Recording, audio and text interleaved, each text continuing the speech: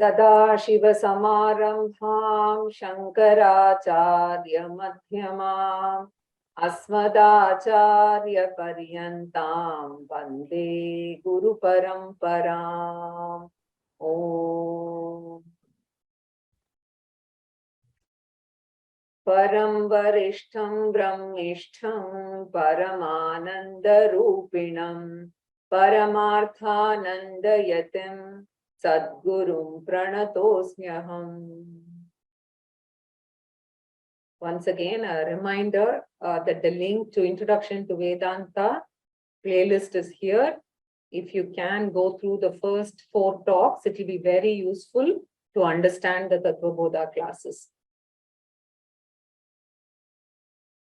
And this is also the link to the Shanti Pathas. Those of you who are interested in getting this by heart, along with the Swaras, you can use this link to listen to Swamiji and get this by heart.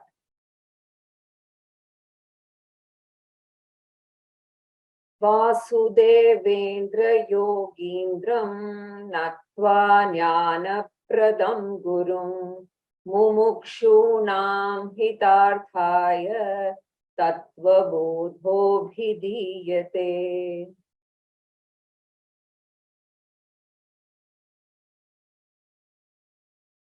So the author introduced the subject matter as Tattvabodha, the knowledge of Tattvam, meaning the reality behind the individual, the world, and the God.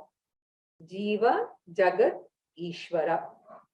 So Tattvabodha is the means of attaining moksha, freedom from self-ignorance, freedom from self-misconception, and freedom from all the human problems which are born out of self-misconception.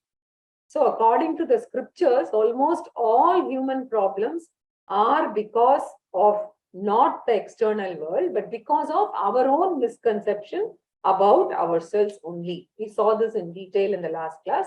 So this Tattvabodha is therefore called the Moksha Shastram. And then the author said that if we have to gain this knowledge and derive full benefit of this knowledge, the mind should be prepared properly. And just as the land has to be prepared properly before sowing the seed, and because if not, even the best seed will not sprout if the land is not fit for sowing the seed. So the teaching is like the seed which the guru is going to sow in the mind of the student. So if the mind of the student is clay oil, right, the Vedantic seed sown will not sprout and will not produce moksha phalam. So naturally the question comes, what type of preparation is required? So 4 qualifications he enumerated, and now he is defining each one of the qualifications. The first one was vivekaha, discerning the difference between the eternal and the ephemeral, right? We saw that. The second qualification is vairagyam. Vairagyam meaning a healthy attitude towards the ephemeral. So the healthy attitude is, it should not be looked upon as the ultimate goal of life because of the simple reason that it is ephemeral. So basically anything temporary should not be relied upon as a ultimate goal, right? You do not have to reject it. You can use the ephemeral as a stepping stone on the ladder, right?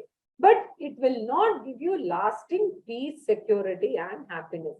Therefore, treating the ephemeral as the means, right? Treating the ephemeral as a means and not as an ultimate goal in itself. That healthy attitude is called vairagyam. And then came the third qualification, which itself is a group of 6 internal disciplines, Samadhi Shatka Sampaatih. The author enumerated them, right? And we also saw the list. So Samadhi Shatka Sampaatih, Shamodama Uparama Stitiksha Shraddha Samadhanam. After enumerating the 6 virtues, now the author himself is defining each one of them. And the first one is Shamaha. And I did mention that it is the capacity to handle the involuntary thoughts which are continuously generated by the mind. So many times the involuntary thoughts are harmless, but any involuntary thought can turn into an emotional disturbance like anxiety, worry, fear, depression, right? Hatred, anger, greed, anything, right? So therefore, the capacity to be alert, so that any moment the involuntary thought comes, right? You can kind of remove it immediately, right? So the capacity to be alert, that is what we're talking about here, right? So, because before you know what happens is the concern becomes a the worry becomes an anxiety, the anxiety becomes a fear, and the fear leads to a panic attack, right? So from a simple concern, it starts. So the management of involuntary thought by replacing with healthy thought, voluntary thoughts is shamaha. So mind management, thought management is shamaha. Then the next discipline we saw was damaha, the management of sense organs when the wayward sense organs enter the wrong territory, right? Either because of temptation or any other reason, the sense organs can stray into wrong territory and the wrong area of the world can enter the mind. Any part of the world entering the mind can cause disturbance if you're not alert. Therefore, whenever disturbing temptations, provoking situations are there, learning to restrain the sense organs and redirecting the sense organs into healthy areas, that is called damaha, indriya nigraha. So each one of them will be very elaborately studied. Actually, if you embark on this spiritual journey, Bhagavad Gita, Uddhava Gita, all of them embark into this, and in great depth it is analyzed. And in both in fact, any Gita, for instance, Uddhava Gita, Bhagavad Gita, etc., the Guru is the same and only the Shishya is different. So in Bhagavad Gita, Arjuna is the Shishya. In Uddhava Gita, you have Uddhava who is the Shishya. The common Guru is Krishna, and Krishna repeatedly talks about sense restraint and sense organ restraint and mental restraint. And hence they are all enumerated, and each one of them requires long practice because the temptations are all around. So damaha is chakshuradi bhakyendriya nigraha, meaning management or restraining of all these sense organs, starting with the eye. Basically, all the 5 jnanendriyas, right? We'll see it in great detail now. So up to this, we actually saw, we have to still complete Uparamaha, Titiksha, Shraddha, and Samadhanam. Swarna Bhagini, you can chant after me. Nitya Nitya Vastu Vivekakkaha. Nitya Nitya Vastu Vivekakkaha. Nitya Vastvekam Brahma.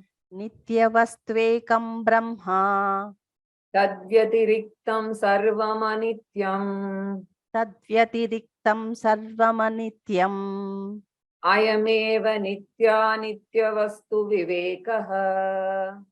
Ayameva Nitya Nitya Vastu Vivekaha. Viragakkaha. Viragakkaha. Iha Swarga Bhogesh Vicharahityam. Iha Swarga Bhogeshvicharahityam. Shamodama Uparamasthitiksha Shraddha Samadhanam Cheti. Shamodama Uparamasthitiksha Shraddha Samadhanam Cheti. Shamakkaha. Shamakkaha. Mano Nigrahaha. Mano Nigrahaha. Damakkaha. Damakkaha. Chakshuradi Bahyendriya Nigrahaha. Chakshuradi Bahyendriya Nigrahaha. Uparamakkaha. Uparamakkaha. Swadharmanushtanameva. Swadharmanushtanameva. Titikshaka. Titikshaka. Shitoshna Sukha Dukkhadi Sahishnutvam. Shitoshna Sukha Dukkhadi Sahishnutvam. Shraddha Kidrishi. Shraddha Kidrishi. Guru Vedanta Vakyeshu Vishwasaha Shraddha. Guru Vedanta Vakyeshu Vishwasaha Shraddha Samadhanam kim? Samadhanam Kim Chittaikagrata. Chittaikagrata Mumukshutvam kim? Mumukshutvam Kim Moksho me bhuyaditi cha. Moksho me Bhuyaditi Cha. Dhanyavada Bhavagini.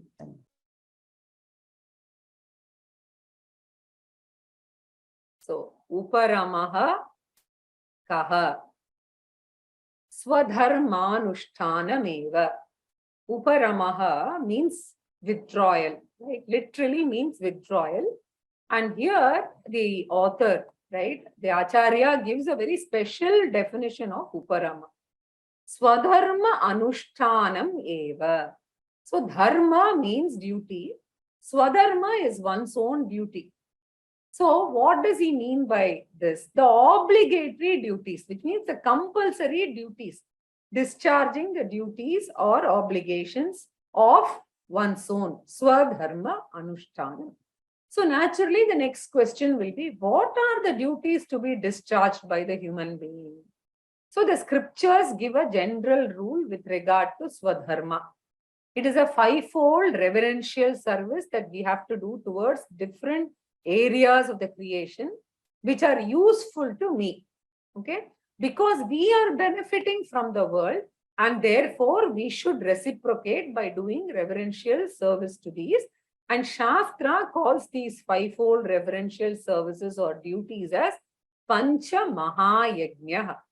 So, which is compulsory for every Hindu who follows the scripture and the scriptural instruction. Anybody who accepts the scriptures as the guideline, it is compulsory.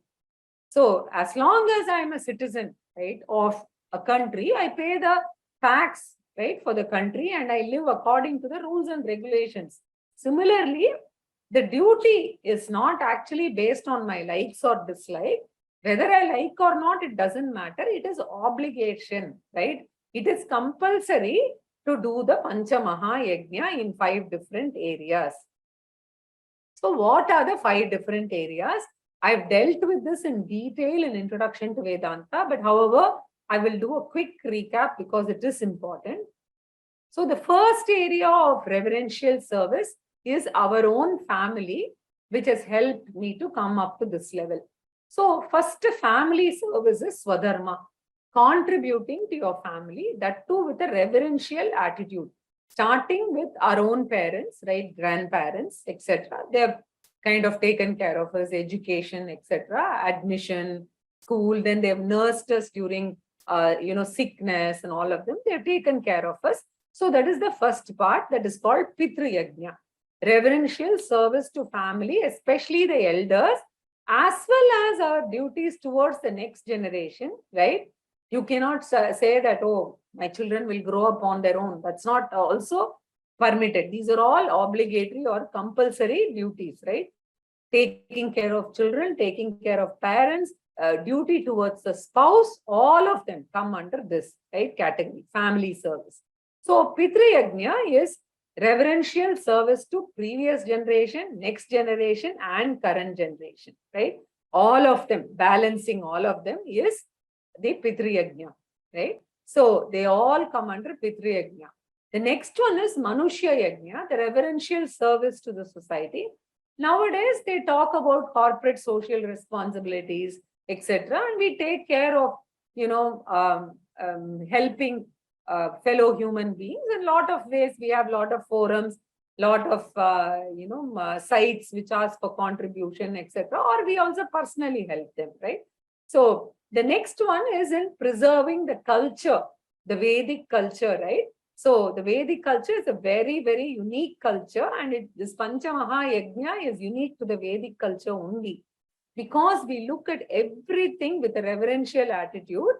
And like, for instance, right from the morning, right, the way we put kolam outside the house, we used to use rice, right? And all of them, all these things come under culture.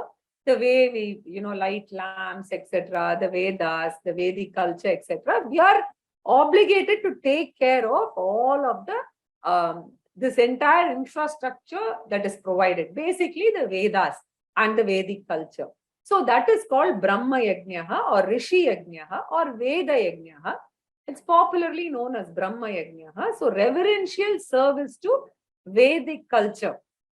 All of the cultural aspects that are associated with the way we live, the Hindu way of living, then the way, what the Vedanta says, what the Veda Purva Bhaga says, all of them comes under this. So protection and propagation of the Vedas, that will come under Brahma Yajnaha.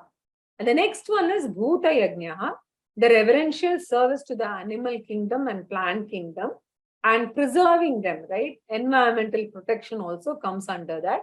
So, whatever we do for the cows or protection of the rivers, or say every day in the house, like we feed the crows with rice, all of them comes under Bhuta Yajnaha, and taking care of our environment also comes under that, right?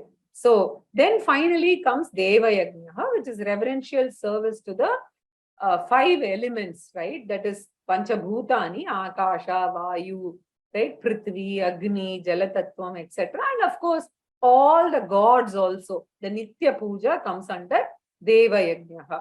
So all the 5 yajnas, according to our capacity, we have to do not once in a way, but every day in some form or the other. Because we breathe every day this fresh air, right? So we are obligated to do this on a daily basis, right? So harming the 5 segments of the creation in any way, right? That is very bad because it can lead to papam. So we'll see more of all those later, but taking care of these 5 aspects is very, very important.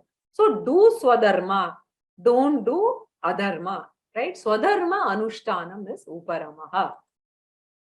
So therefore, whether you pollute rivers or whether you have factories where effluents are dropped into the river and you don't manage these properly, all of them are papam, and these are all there in our scriptures. Today we are talking of environmental laws, etc. These are all there already with us, and we have not been following this because maybe we were not even aware of all these fully, right? So religion includes Swadharma Anushtanam, right? And this is withdrawing from all forms of adharma or papa with respect to Pancha Mahayajna, right? That is called Uparamaha, right? So this is the third one. Then the fourth one, Titiksha Ka. Shitoshna Sukha Dukkadi Sahishnutvam. So Titiksha literally means inner tolerance. So Titiksha literally translated is tolerance. So we should understand this tolerance as emotional immunity or emotional strength by which mind can avoid all the emotional disturbances when they are caused by the external world, right? So the people, the behavior, all of this, right? They keep causing disturbance, right? So just like the physical immunity, Shastra talks about 2 types of immunities. One is external immunity or physical resistance, which is very important to take care of diseases, etc. But if you see, all the external part is all the physical aspect, but there is something called the emotional disturbances, right? So that we take care using Titiksha, right? So Titiksha is basically developing that emotional resistance or emotional stability. How to increase this, right?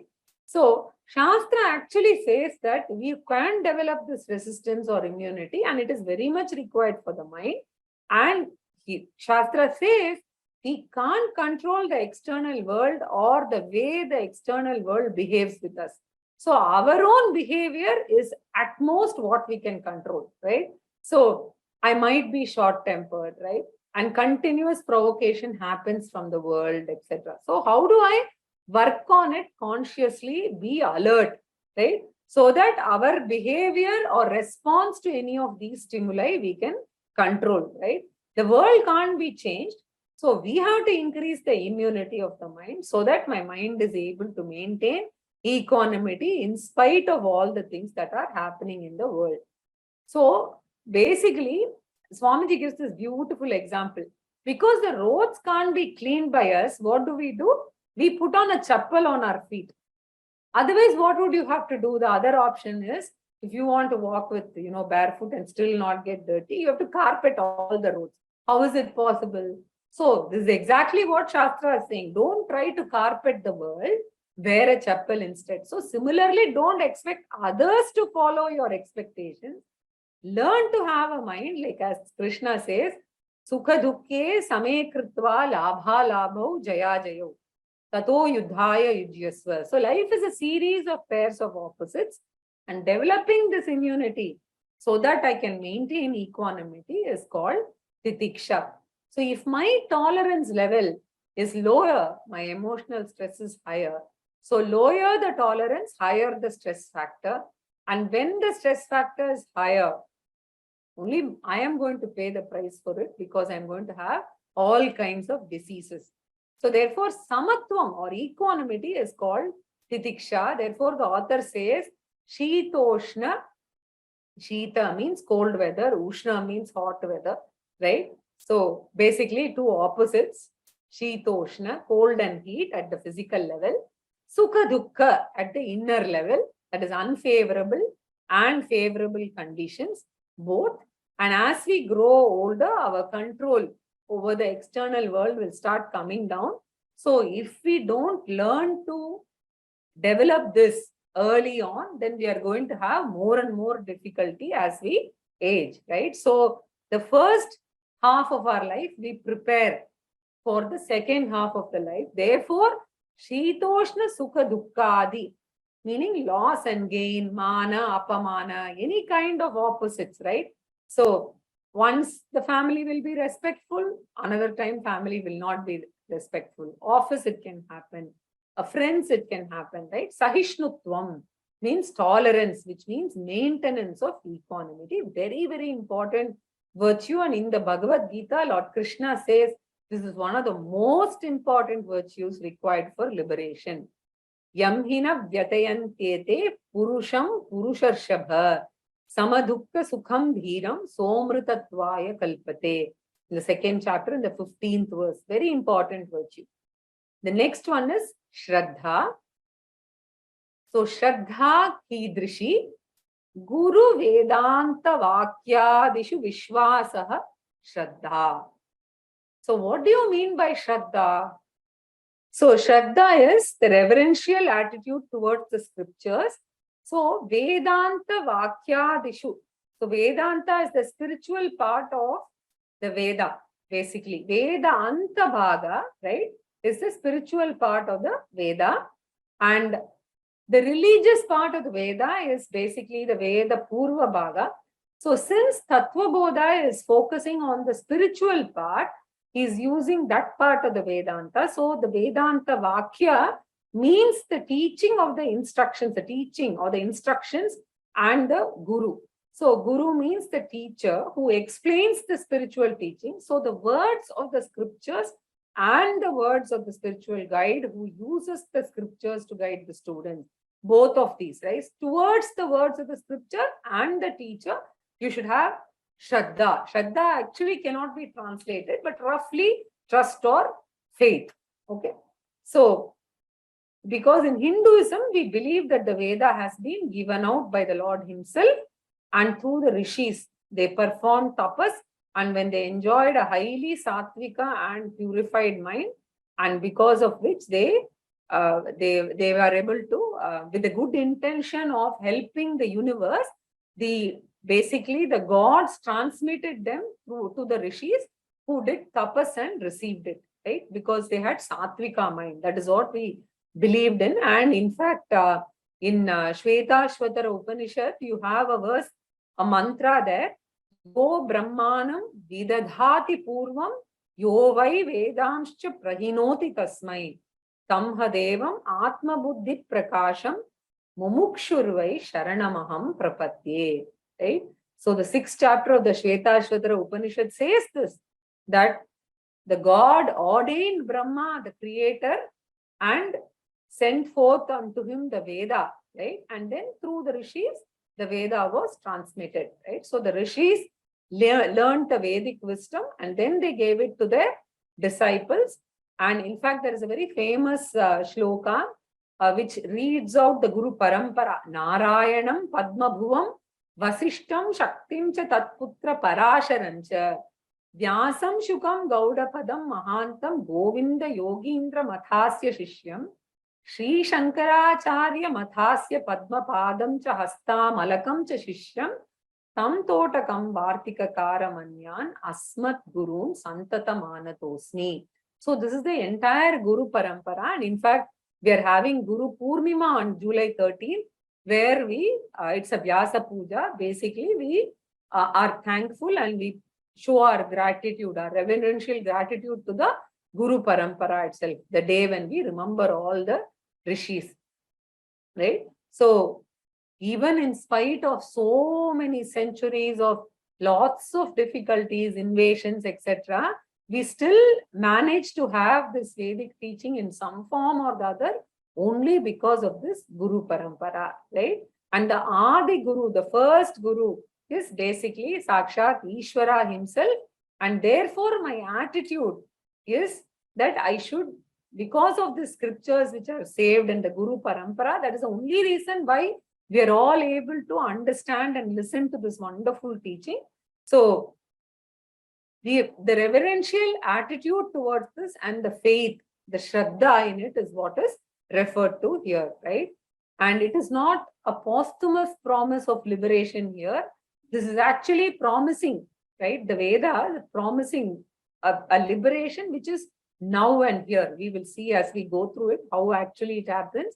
So, Jivan Muktihi while living, liberated while living, right? So it's not that it is going to happen sometime in the future and it is a promise which the Acharya is giving and we don't know whether it will happen. No, no such thing. It is happening here and now and we are benefiting from it. And that Shraddha, that initial Shraddha when I don't know the Vedanta, right? Shraddha in the Vedanta as well as in the Guru, that this will lead me to moksha, right? So that is what is referred to here. The open reverential attitude. This is basically freedom from intellectual arrogance, and those who are generally highly accomplished intellectually because of their scientific temper, the rational temper, right? They study the scriptures with an aim to criticize the scriptures. Then we will definitely not benefit. Humility is very, very important. So absence of intellectual arrogance, right? So Shraddha is in the form of namaskara to the Guru. And the reason why this namaskara was done is so that, when you prostrate, that arrogance will go away, right? Because you don't have this feeling that, oh, I'm bending in front of another human being. Today, I see that happening so much with the younger generation that they don't, I never think twice before doing a namaskara to a respected person or to a relative or maybe someone whom I don't even know, but is a slightly older person, right? But I find that these days, we don't have that kind of attitude at all. In Hinduism, we were always taught this, right? From childhood, this was inculcated. So the best method of subduing intellectual arrogance was in the form of the Shashtanga Namaskara, right? And so they always did this Namaskara to the Guru before starting the teaching to express this Shraddha in both the Vedanta, the Veda Antavagga and the Guru, right? So this is Shraddha. Then Samadhanam Kim. So this is the sixth virtue. Samadhanam Kim. So what do you mean by Samadhanam? The answer is given. Chitta Ekagrata. Chitta Ekagrata, right? Means mental focus. So what do you mean by mental focus? The twofold things. One is a short-term focus and the other one is long-term focus, right? So the scriptures point out that the ultimate goal of life is discovering the eternal, because that alone can give lasting peace, security, and happiness. So in between, we'll have several intermediary goals like earning money, getting married, raising children, and purchasing house. So many intermediary goals are there, but they all can't be called ultimate goals because they are all impermanent. So even human beings and the human relationships can't be permanent, right? They're all impermanent. So what is meant by samadhanam is while pursuing the local intermediary goals, may you not forget the long-term goal, the ultimate goal, right? As we grow older, one by one, money, fame, possession, family, relationships, they start withering away, right? So we discover at the very last stage that none of them are actually reliable in this world, right? So discovering this, right, and at a very late stage, right, it's a waste of the human janma itself, right? So to understand that body is not ultimate, it is going to go away one day, right? Even people around me are not going to be there, right? So using all of these short-term goals, right, whether it is looking after family, studying, working, any of them, right, and then growing, right, and focusing on the long-term goal, that's what is referred to here, right? So none of the material sciences or none of what we accomplish in Grihastha or Brahmacharya Ashrama, none of them should be the final goal, right? Therefore, start looking for the permanent. And in religion, it is called God. And in spirituality, it is called Brahman. So may you turn towards God or Brahman, right? So family life or Grihastha Ashrama was generally meant for this purpose. And in Vanaprastha Ashrama, basically it was meant for quitting all the rest of the family and, thinning down on possessions, etc. And finally, at the end of Vanaprastha Ashrama, you even give up on the spouse itself. So, as Swamiji always says, when one spouse is not there, right, use that as an opportunity to assume that you're in Sannyasa Ashrama and start focusing on what you would do in Sannyasa Ashrama, right? More of spirituality, etc. So in Sannyasa Ashrama, you're not depending on anybody, not even the spouse, right? So ultimately, we should know that this is the goal, which is, moksha, and understanding that there is a long-term goal, that is Brahman, which is the long-term goal. That is what is referred to here. So the focus on the long-term one, right? So this requires tremendous mental discipline called chitta ekagrata, and the attention span itself, right, is very important. So in the short term, we need to make sure that we have good focus, right? Otherwise, even to attend class, it becomes a problem. There are different ways by which we can develop the focusing capacity, right? We will see some of these are handled in Gita in very great depth on how to develop the focusing capacity, etc., through meditation, etc., right? And not losing sight of the long-term goal, which is the spiritual goal, right? So that is samadhanam. So this non-forgetfulness or constant awareness of the primary goal of life, which is moksha, right? In and through all the worldly activities, right?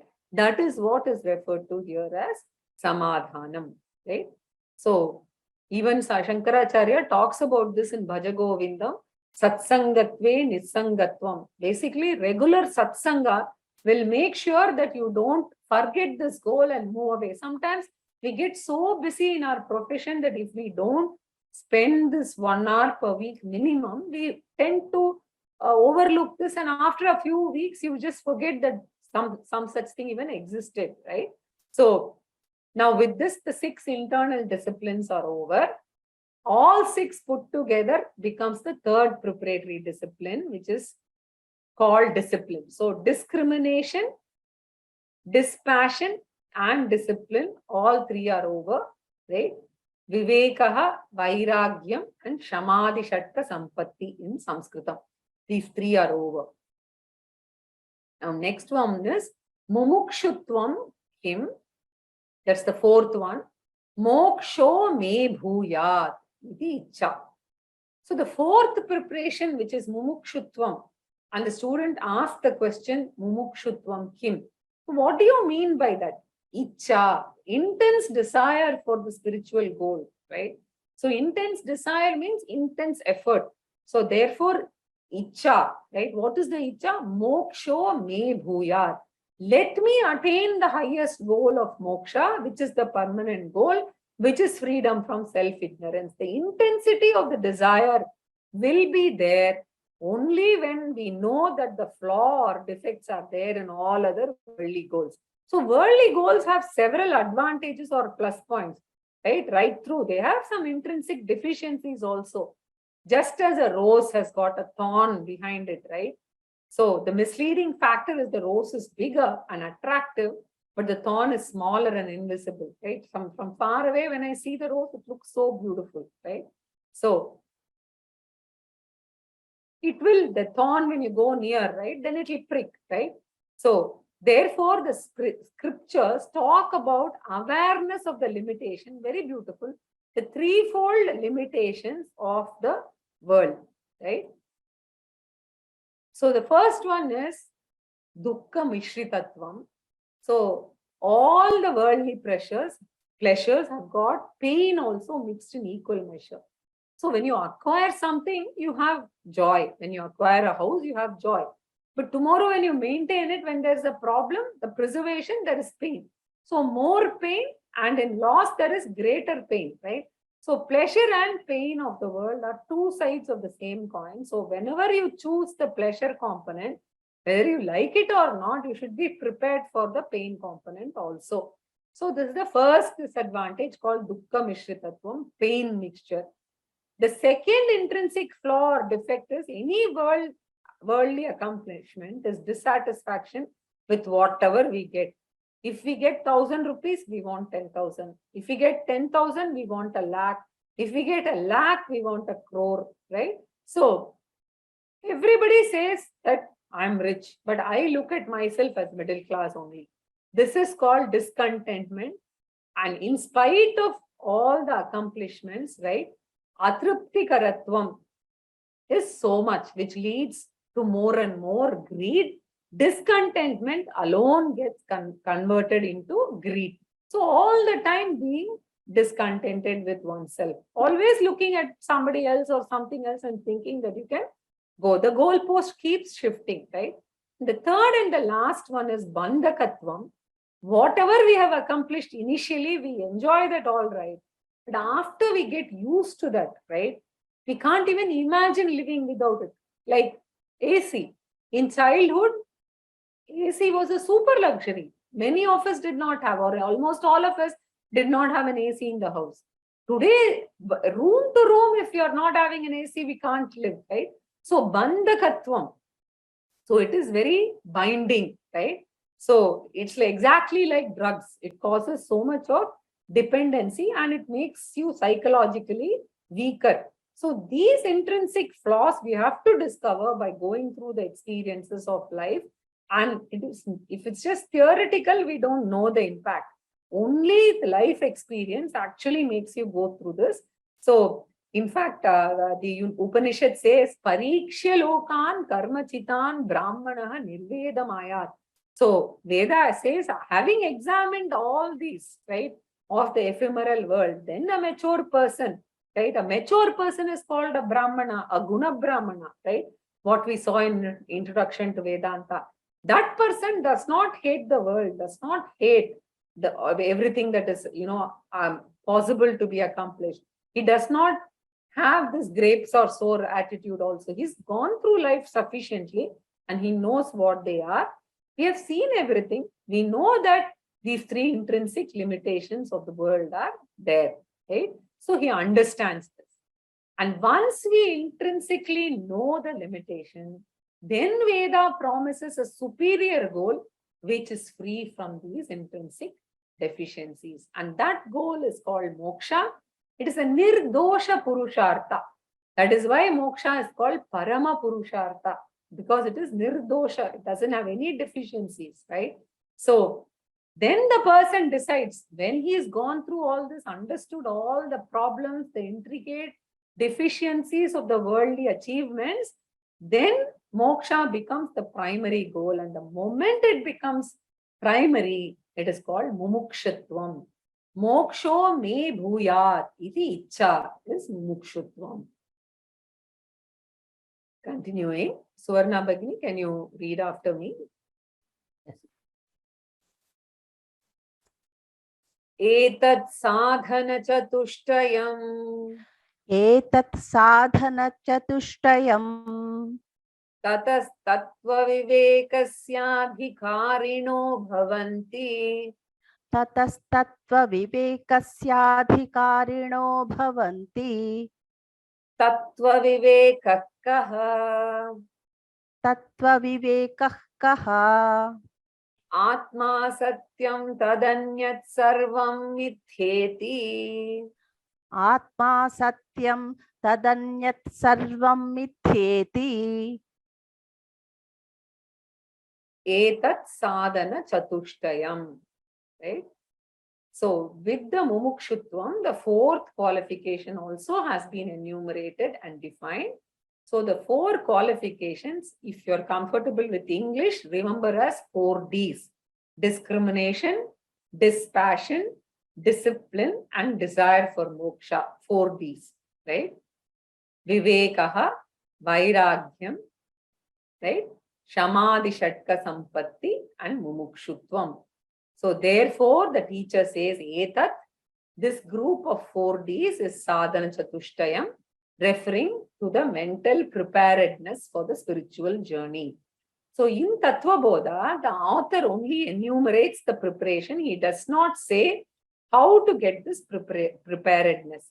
So if you are already prepared, the question will not come. They are all lucky people. There are a few people who have already got this in the Purva Janma and they already have sufficient qualification. So Veda Anta does not talk about it. So the final portion of the Veda does not talk about it, right? But the way the Purva Bhaga gets us ready for it. So the first part of the Veda, which is the voluminous portion, helps a human being discover this fourfold qualification, which is elaborate in the Veda and is elaborately discussed in the Bhagavad Gita, and it will be elaborately discussed in the Uddhava Gita also, right? So we'll do a quick summary of the exercises that are required for acquiring these qualifications. So the first exercise is Karma Yoga. So one exercise is Karma Yoga. The simple definition being Karma plus Yoga. Karma means proper action, yoga meaning proper attitude. By proper action, what we mean is finding time and resources to serve the society. So Karma Yoga is proper action with proper attitude, and we saw the Pancha Mahayajna, we just saw them, all of them come under service activities. So we need not dedicate our entire life. You can fulfill our personal desires also. How nice the Hindu way of living is. It doesn't say, don't, go after money for your life, etc. No, it says fulfill all your personal desires. But remember that with that, you also have these other obligatory commitments that you are supposed to do. So Veda says, fulfill your legitimate worldly desires, but don't stop with these kamya karma. They are called kamya karma, right? The selfish activities. So all the service activities, if you do, it helps in acquiring the 3 qualifications of viveka, vairagyam, and mumukshutvam, right? So 1, 2, and 4, right, can be acquired through service activities. So therefore, it is very, very important that whatever action we do, whether it is kamya karma, selfish activities, or nishkamya karma, selfless service, whatever we do it as an offering to the Lord. So we do it wholeheartedly. We value excellence in everything. That bhavana is called Ishwararpana bhavana, dedication to the Lord mentally. Then most importantly, all our karmas, whether it is sakama karma, which is with selfish motive, or nishkama karma, with just, moksha as a motive, all of them will have its consequences. So they may fructify, they may not fructify. You may get positive result, you may get negative result, right? And every human experience is basically a result of our own past activity, which we may know or we may not know. Therefore, every experience is karma palam, which is coming from Ishvara. So have a prasada bhavana. So accept everything as Ishvara prasada, right? So when you do it with Ishwararpana bhavana, When you receive the result, receive it with Ishvara Prasada Bhavana, right? So whether it is diseases, you're going in for a treatment or anything for that matter, this attitude really helps, right? So thus Karma Yoga helps in the equanimity of mind and learning from the experiences of life and understanding the limitations of worldly things so that gradually we know the value of moksha. Thus, Karma Yoga helps in acquiring 1, 2, and 4, right? Discrimination, dispassion, and desire for moksha. Then the Veda Purva Bhaga prescribes another yoga called Upasana Yoga, which is meant for acquiring and improving the third qualification called what? Samadhishatka Sampaatih, Shamaha, mind management, right? So mind management, Samadhishatka Sampaatih can be acquired through Upasana Yoga. So meditation is very elaborately discussed in the Bhagavad Gita. The entire 6th chapter talks about it. If anybody is interested, Swamiji is currently doing the 6th chapter and it is available in yogamalika.org. If you want, you can listen to that, or through Vyoma, you can go to the 6th chapter, which I have conducted, and listen to the entire chapter on Dhyana Yoga, actually, right? So in Uddhava Gita also we get the meditation topic, but this basically is Manasa Japa or Parayanam, right? So simplest form of meditation is Manasa Japa or Parayanam. So the recitation of a prayer mentally, whether it is Guru Stotram or Kamalaja Daitashtakam or Shiva Manasa Puja, can we sit quietly for 10 minutes and ask the involuntary thoughts to go away? Can we drive away the involuntary thoughts and order the mind for 10 minutes or 5 minutes saying, chant with awareness, not mechanically, right? So very important. And that prayer, if you know by heart, it is a wonderful exercise. And this is called Manasa Parayanam. The other one is called Manasa Japam. Take any mantra 108 times, right? With full concentration, can we chant that, right? Even 24 times, 48 times, if you start, like Om Namo Narayanaya or Om Namah Shivaya, it helps, right? So I should be aware of this mental chanting. These all of them come under Upasana Yoga or any of these meditation types which are discussed in Introduction to Vedanta, as well as the 6th chapter of Gita, various types as Swamiji puts it, relaxation, concentration, expansion, value meditation, Vedantic meditation, right? Any of these. Vedantic, obviously, you don't practice initially until you learn, right? So, but all the others, instead of worrying about family, about our, job pressures, etc., 10 minutes in the morning. Morning is best because, it is easier. The thoughts are less in the mind, right? To do Manasa Parayanam or Manasa Japa is fantastic and it's a very good spiritual exercise.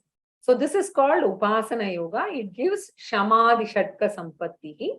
Thus, Karma Yoga plus Upasana Yoga is equal to Sadhana Catusathyam. And both of them together, right? They come in Veda Purva Bhaga, right?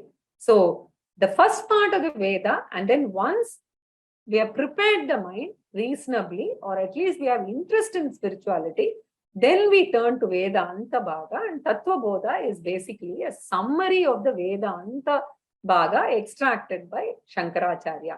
So Vedanta is otherwise called Upanishads. So all the Upanishads will come under Vedanta only. So thus the author says, Tataha means after acquiring this qualification reasonably, right? Whatever minimum we can acquire, right? Once we have acquired, how do we know whether we have acquired? Basic interest even in the subject can come only if we have acquired little bit of pass marks in this, right? So basically Karma Yoga addresses Vivekaha, Viragaha and Mumukshutvam. Upasana Yoga addresses Samadhishatka Sampaatih, right? So only if we have a little bit of that itself, we will have some amount of interest in the Vedanta itself. That itself shows that we have some amount of qualification. Maybe the mark is 35, 40. We can improve to 70, 80 gradually while we listen to this Vedanta, right? So slowly tattva vivekasya adhikarinaha bhavanti. They become adhikaris and means qualified and prepared students of tattva viveka or inquiry into reality. Okay, I'm going to stop here because this is a new topic and I lost some time. So just I'll complete Poornamada and then take questions. Poornamada Poornamidam Poornat Poornamudachyate Poornasya Poornamadaya Poornameva Vashishyate. Om Shanti Shanti Shanti. Okay, I saw a lot of people had raised their hands once again. Sri Ramji, please go ahead.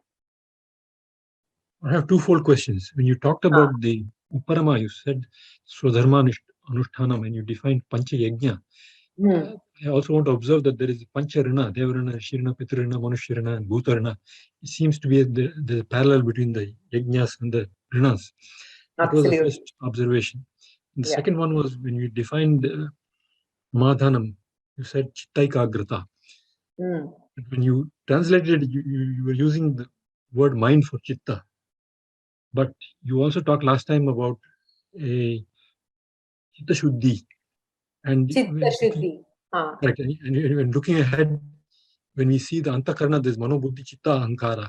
There is Manaha and there's Chitta. So can you define what you mean by Chitta? When we come to it, we are going to be defining all these four aspects.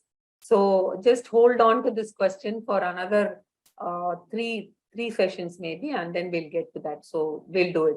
The exact differences and what are all the different aspects of the Antakaranam, we will see that. No, but the mind and Chitta appear to be different because they are both there in Antakaranam. There are differences. So we will see that. Actually, there's a problem of using English. So we will see the four different aspects of, the Antakaranam itself. Okay. We'll see that. And Rinam, yes. Rinam is when we don't do the Yajnas. It is a kind of, again for Rinam, very difficult to translate. It's kind of something that you don't repay back, a debt or something like that in these areas. Very nice. Ishwar Prasad, please go ahead.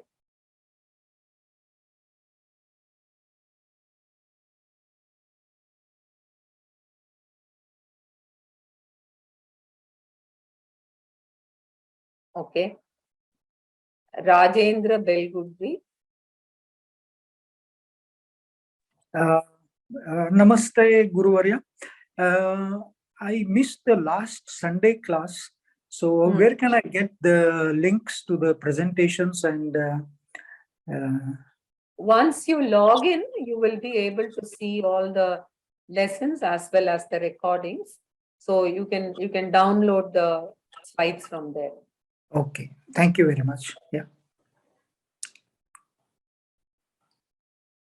KVS is Iyer. Mahoday, go ahead.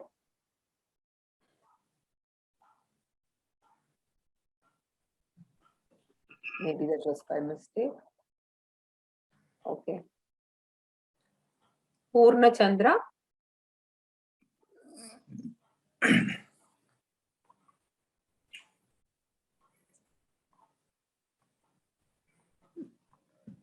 Okay.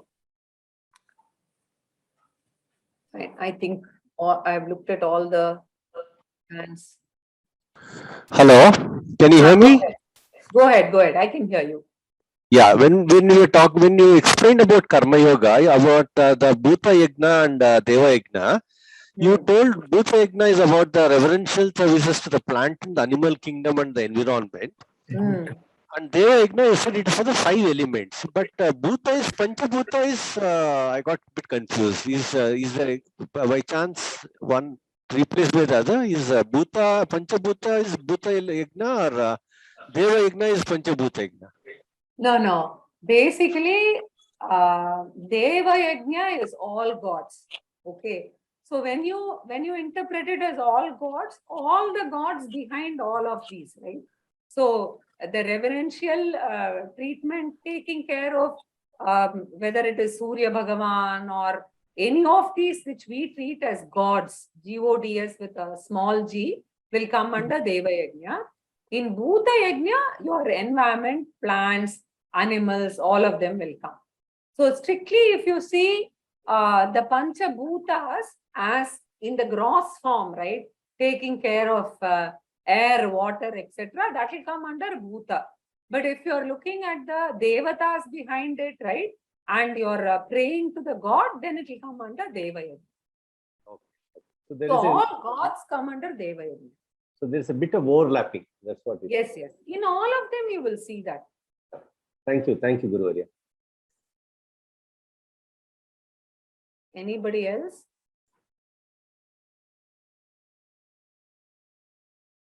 Let me just see the chat if I've missed anything. And there's, okay, the Q&A. Is Panchamaha Yajna applicable to all 4 Varnas of society? Yes, it's applicable to all the 4 Varnas of society. And definitely it is, there is no difference in this. Please go through the introduction to Vedanta where we have talked about the Varnashrama Dharma. So Panchamaha Yajna is applicable to one and all. So there's no differentiation at all.